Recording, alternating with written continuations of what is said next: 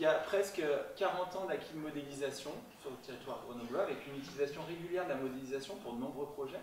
Donc c'est projets d'infrastructure, hein, les lignes de tramway, les extensions, les projets de planification comme le PDU, et une culture accumulée au fil des années avec l'utilisation quasi permanente de ces outils de la décision, qui est autant demandé par les techniciens que les élus en fait. Le fonctionnement du modèle a toujours été sur un outil partagé avec l'ensemble des membres du club des utilisateurs. Vous les avez vus, il y a un certain nombre de partenaires qui sont autour de la table et qui ont participé avec une application forte à chaque recueil de données, mais aussi étape de calage pour éviter que ce soit une boîte noire et que ce soit un outil qui ne soit pas partagé. Ça allait aussi sur la définition des hypothèses de prospective, etc.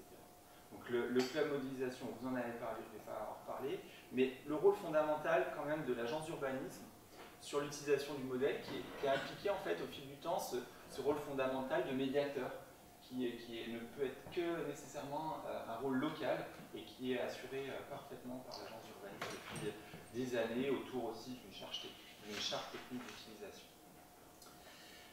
Et initialement, le point commun à tous les partenaires, c'était aussi le souhait de disposer d'un outil pour répondre aux besoins. Donc en matière de planif, PDU, choix modal, mais aussi sur les thèses de projets structurants de transport, on avait parlé, projets de voirie, TC, etc.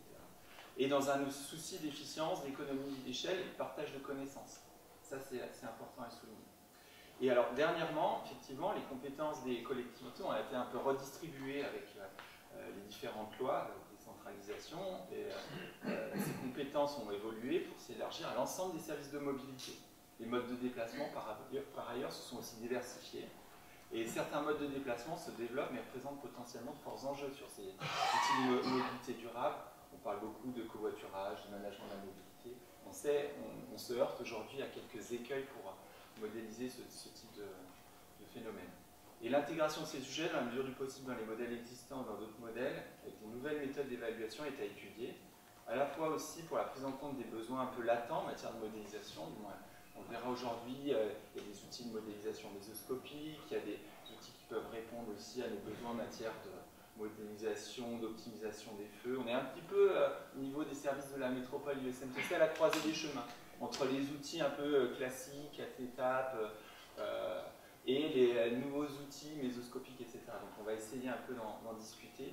Et effectivement, je l'ai dit, on s'est rendu compte ces dernières années qu'il y avait des limites des outils classiques de modélisation autour de sujets comme on l'a appelé le Big Bang du covoiturage, l'autopartage, les plans vélo, piétons, l'accompagnement personnalisé, etc. Donc il y a des questions techniques qui se posent aujourd'hui, ces outils de modélisation, mais aussi les méthodes d'évaluation qui ont aussi un peu évolué. Il y a des questions au niveau national, international là-dessus pour, bien entendu, prendre en compte ces nouveaux besoins et des nouveaux outils